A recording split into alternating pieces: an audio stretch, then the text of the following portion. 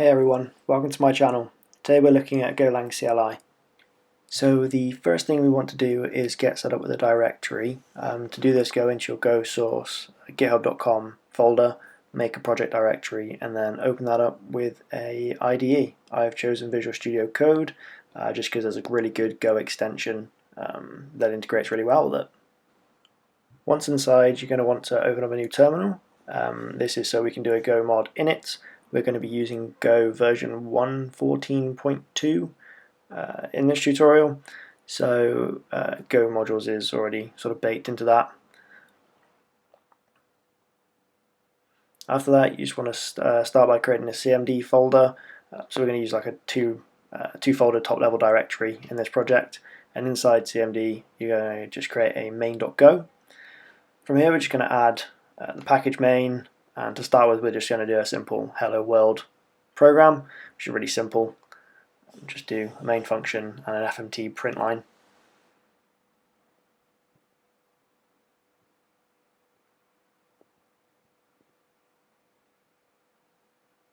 And to run this, you just want to do go run cmd/main.go. We're just going to run the main Go file here, and it will print out hello world for you. So that's pretty boring. So we're now going to start with start creating the CLI. So to do this, we're going to assign app to CLI.app. That's just going to initialize the CLI itself. Don't worry about imports just yet. If you have the right extension, it will automatically do that as well, along with Go mod when you build the function, when you build the file. So we're just going to pop in name, usage, and an action. So this is just us constructing the CLI itself, and we're just going to do a simple print line inside the action just to get something out.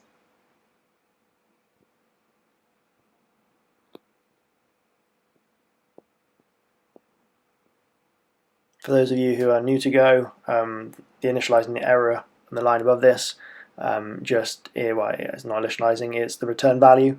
So in Go you can have multiple return values from a function. In this instance we're just going to return an error if there is an error.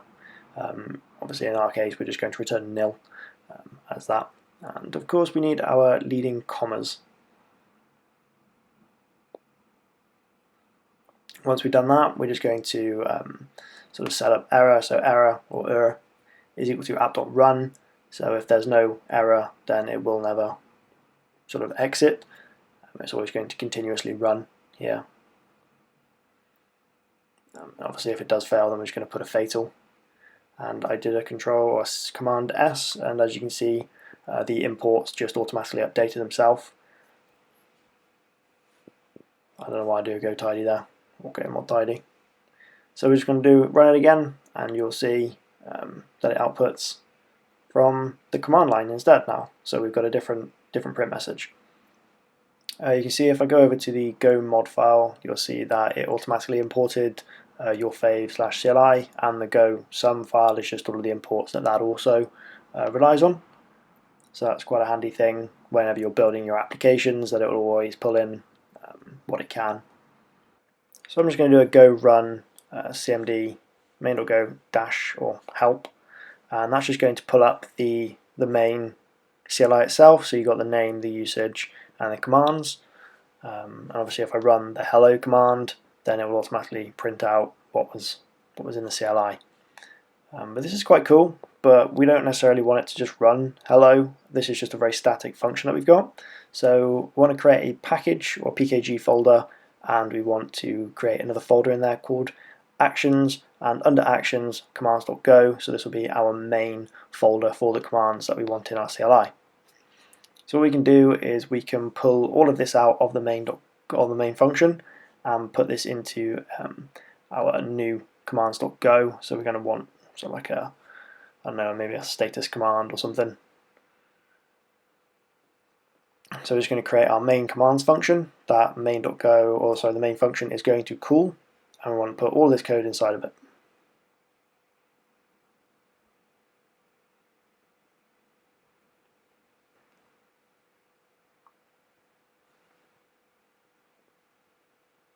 And as you can see, it's done the imports automatically. Don't worry about the linter error, that's just my linter saying that this function is an exported function because it's got a capital letter at the beginning, so therefore we must comment it. Now if we look in the main function, we're just going to want to import we want to call the function that's in our new package, actions, and as you can see, just a command save there will automatically pull it in once typing or once inputting the function. I'm just going to give it another run one more time, and then we can just see that our code is still compiling, it's still printing out the exact same as before. And if I type help again, then you can see that you can see it's still working. So let's go ahead and change the name of the CLI, because we don't want one top level command to just run all the time, we want multiple. So we're going to name the CLI, give it a few sort of attributes, and then get rid of the action function, because when we run this we don't want it to perform an action, we want it to display our commands and subcommands or whatever else. So once we've done that, we just sort of underneath here, we're then going to want to add a command, an array of commands, and so to do this we just do app.commands is equal to CLI.command. Then within this we want to create essentially sort of, objects of commands, so each command is going to be its own sort of struct or structure.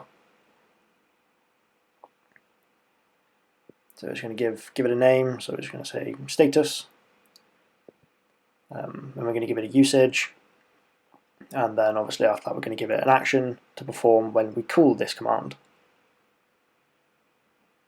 So just pop these values in.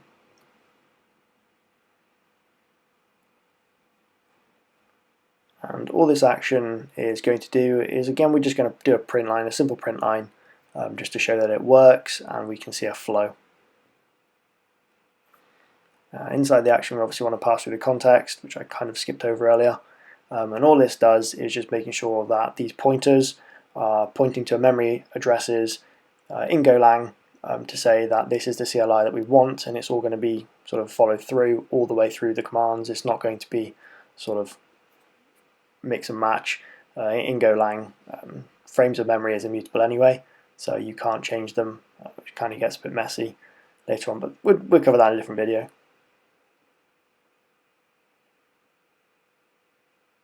Of course, we don't want to forget our leading commas, and we need a return value, which I'm just going to pop in now. Forgot to do that. We just want to return nil. Again, it's the error, so or lack of. And then what we're going to do is just going to do we're going to run the command line itself. So we just run help, and as you can see, we've now got a status command. So now if I run the status command, we're going to get a output saying the status of the CLI is true, and we just put that in our command, so that's what we're getting out. And there it is, it's the status command. So we've gone from a top level CLI to performing an action straight away to now having commands within our CLI that we can call. So now inside our actions we want to create a status.go file, because we don't always, our commands.go wants to call out to a different, we want to do all of the function and setup elsewhere, so we want to create another function file. We're just going to call it status command, and we're going to take all of this code, I say all of this code, 2 lines of code, 1 line of code, and dump it in here. I'm just going to print this out and call the function from within our action.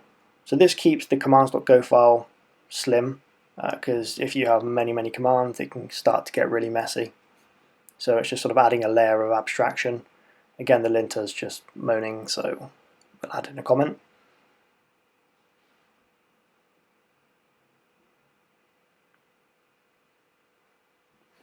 Cool, so let's run that one and see what comes out.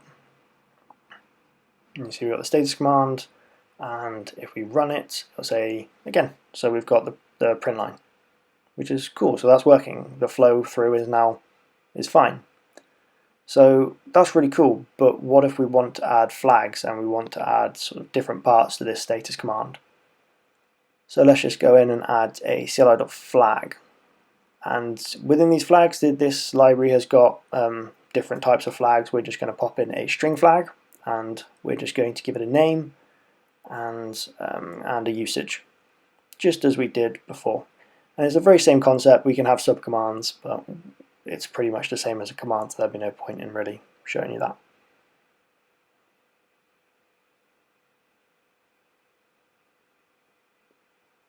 And potentially an alias. And I'm not sure if that's in the struct of the CLI command, which I don't think it is. No, it's not. Don't worry about that. We can come back to this one.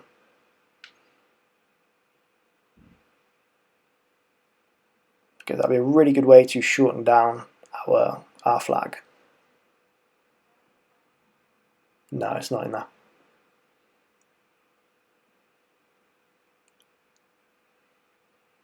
So now we've got a flag, we want to pass through the context so that we have access to everything that's happening when we type in our command into the command line interface.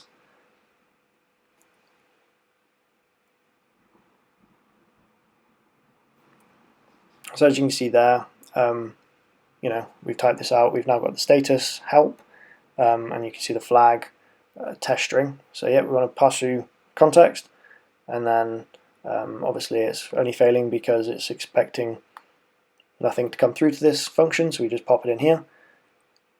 So again, we're passing through the context, so it keeps in line with everything else. And what we're going to do is we're just going to grab the flag, so any value that we put through on this flag, we're just going to add it in here and pull it out, pull that bit of data out of the command.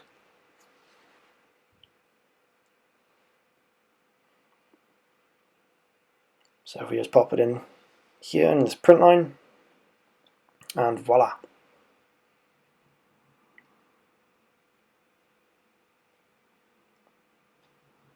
So if I just type in status, yep, put those hyphens in, and now we can see that it's printed out hello, because I gave it hello, so now it's sort of pulled it out. And now we've got our CLI built, we can now go and build a binary from this. This can be built for all platforms, so I'm going to build one for Mac OS, so Darwin AMD 64, and call it test CLI. I can just see there, it's in the current directory. And by doing /test CLI, you can see it's running.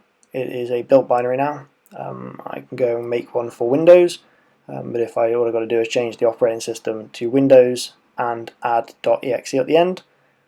This is how you make binaries for different platforms. I'm not doing the go install because I just want to keep this relative to this path. Go install, put it in a bin directory, and that is then accessible from anywhere on your machine if your /bin file should be on your path.